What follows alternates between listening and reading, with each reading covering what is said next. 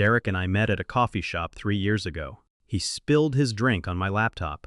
I was furious. He was apologetic. He bought me a new laptop.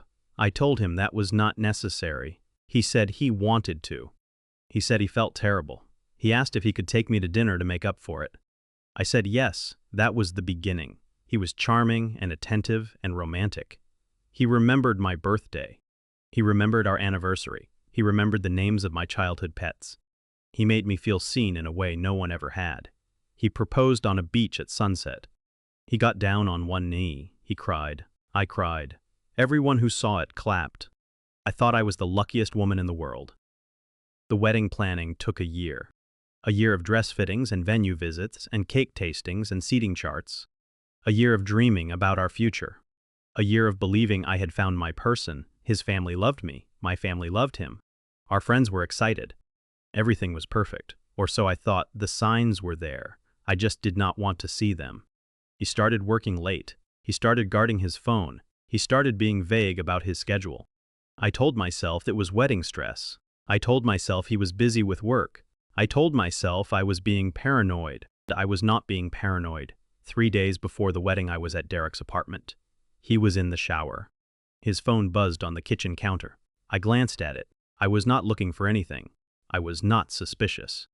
I just looked. The notification said, "I miss you, baby. See you at..." My hands started shaking. I picked up the phone. It was not locked. He had never locked his phone. He probably thought he did not need to. He probably thought I would never look. I opened the messages. There were hundreds of them. Months of them. A woman named Chloe. She was a coworker. I had met her once at a company party. She seemed nice. She seemed normal. She was not. The messages were explicit. I will not repeat what they said. But they went back 8 months. 8 months of him telling her he loved her. 8 months of him promising to leave me. 8 months of him planning a future with her while I was planning a wedding with him. I read every message, every word, every lie. I took screenshots of everything. I sent them to my phone. I deleted the evidence that I had been there. Derek came out of the shower. He asked if I was okay. I said yes. I said I was just tired. I said I would see him tomorrow. I kissed him goodbye. I walked out of his apartment. I made it to my car before I threw up. I sat in my car for an hour. I did not know what to do. I called my best friend Sarah. She answered on the first ring. She heard my voice and said, "What happened?" I told her. She listened without interrupting. When I finished, she said, "What do you want to do?" I said, "I do not know." She said, "Do you want to cancel the wedding?" I said, "I do not know." She said, "Do you want to confront him?" I said, "I do not know." "And." She said, "Then do not do anything yet. Wait, watch. Gather more evidence." I said, "He is meeting her today at 4. She said, "Then go watch." Blind. That is how I ended up in a parking lot across the street from a hotel. I watched Derek walk through the lobby doors with Chloe. I watched him hold her hand. I watched him kiss her. I watched them disappear into the elevator. I took pictures, lots of pictures. I also took a video. I recorded the time and the date. I recorded the name of the hotel. I recorded everything. They were inside for 3 hours. 3 hours while I sat in my car waiting. 3 hours while I thought about the wedding dress hanging in my closet, and the guests who had booked their flights, and the life I was supposed to have. When Derek finally came out, he was alone. He looked happy, relaxed, guilt-free. He got in his car and drove away. He did not look in my direction. He had no idea I was there. I followed him home. I sat in my car outside his apartment for a long time. Then I drove to Sarah's house. I slept on her couch. I did not sleep well. The next morning, Sarah and I made a plan. I was not going to confront Derek. I was not going to give him a chance to explain or apologize or lie. He had already done enough of that. I was going to expose him at the wedding, in front of everyone. Then Sarah said that was insane. I said I know. She asked if I was sure. I said I had never been more sure of anything in my life. We spent the next 2 days preparing. I gathered every piece of evidence, the screenshots of the text messages, the photos of him at the hotel, the video with the time and date stamp. I also found more. Old messages, hotel receipts, dinner receipts, gift receipts. He had bought her jewelry. The same week he bought my engagement ring. I organized everything into a folder. I made copies, 30 copies, one for each table at the wedding. I called the venue. I told them there was a change of plans. I told them I needed a projector and a screen. They said the wedding was in 2 days. I said I did not care. I would pay extra. They agreed. Band, I called the DJ. I told him I needed the microphone at a specific time. He asked what for. I told him it was a surprise for my fiancé. He said okay. I called my family. I told them to come to the wedding as planned. I did not tell them why. I called Derek. I acted normal. I said I was excited. I said I could not wait to see him at the altar. He said the same. He was lying. I was lying too. But I was lying for a different reason. The wedding day arrived. It was sunny, warm, beautiful, the kind of day brides dream about. I woke up at 6 in the morning. I was not nervous.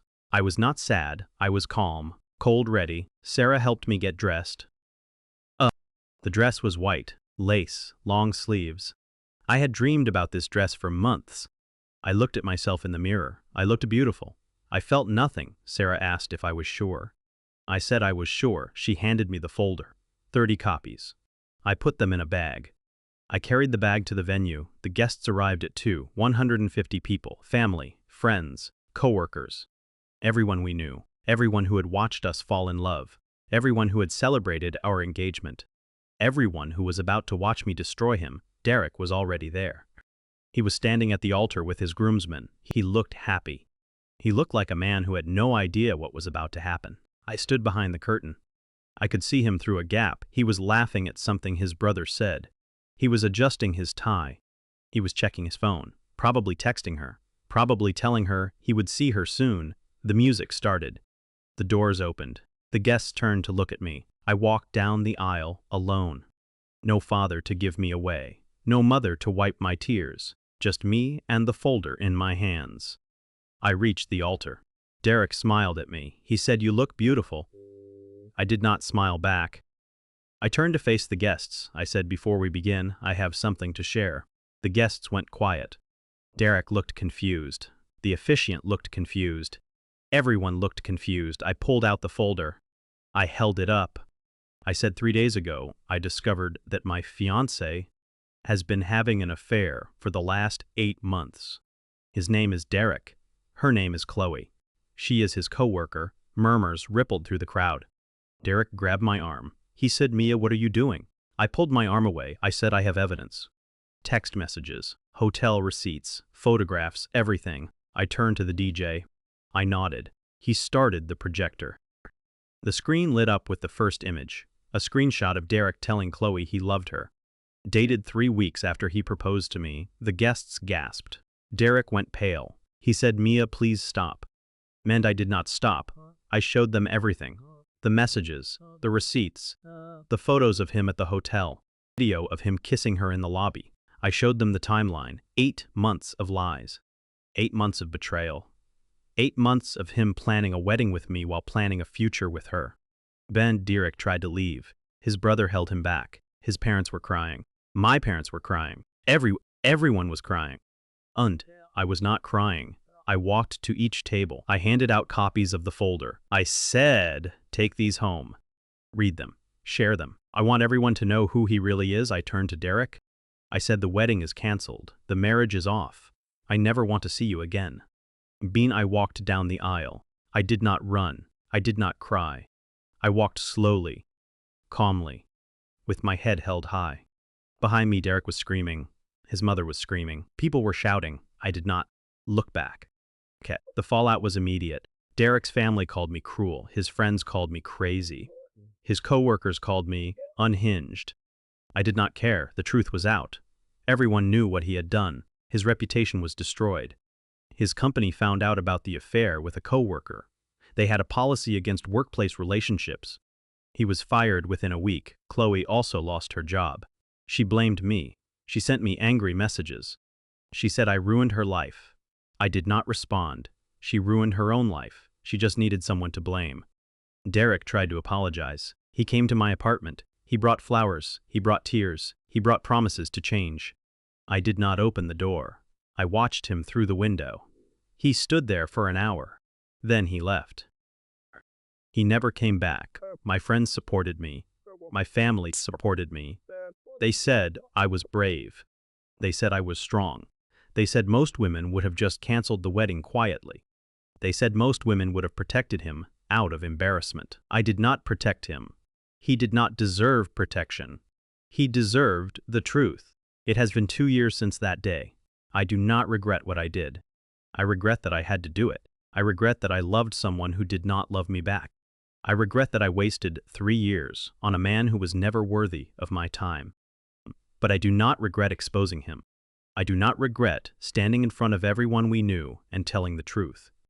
I do not regret walking down that aisle with my head held high. Derek moved to another state.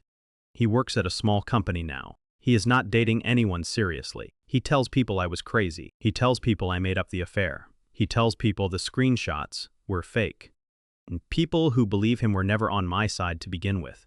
People who matter know the truth. I am dating again. Slowly, carefully. I am not sure I will ever trust someone the way I trusted Derek. But I am trying. I am learning. I am healing. I kept the dress. It is in a box in my closet. I do not know what I will do with it. Maybe I will wear it someday. Maybe I will burn it.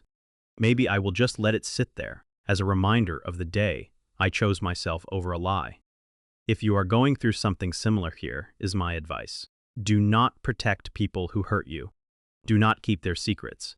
Do not suffer in silence to save them from embarrassment. They did not worry about your embarrassment when they were betraying you. Tell the truth. Tell everyone. Tell it loudly. Tell it publicly. Tell it with evidence. Let them face the consequences of their choices. Band, you did not ruin their reputation. They ruined it themselves. You are just the one holding the mirror. Demos, my fiancé cheated before our wedding, so I exposed everything. At the altar, in front of everyone. I did not cry. I did not scream. I just told the truth, and the truth set me free. If you enjoyed this story, subscribe for more tales of betrayal and the courage to walk away. Click the bell for notifications.